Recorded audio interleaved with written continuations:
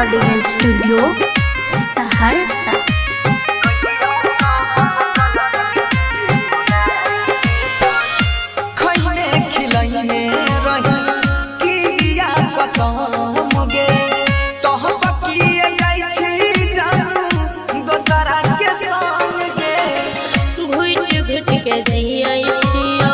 ससुरा में सनम रे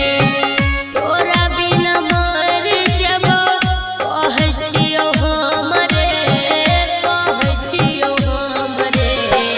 जो न जान गे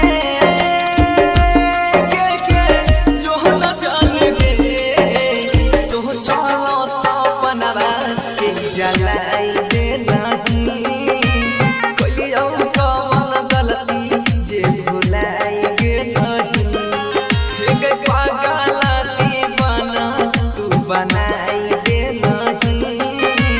कोलियो कौन गलती जे भुलाई गे नहीं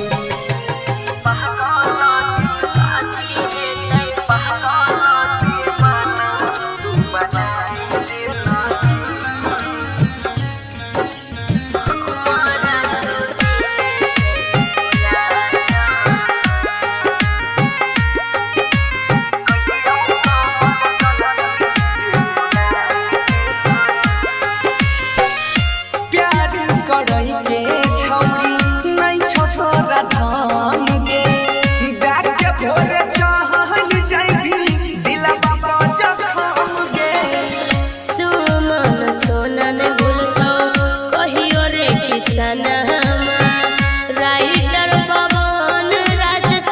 कहो कुन गाना कह छौ सुजीतावा जो न जान गे जो न जान गे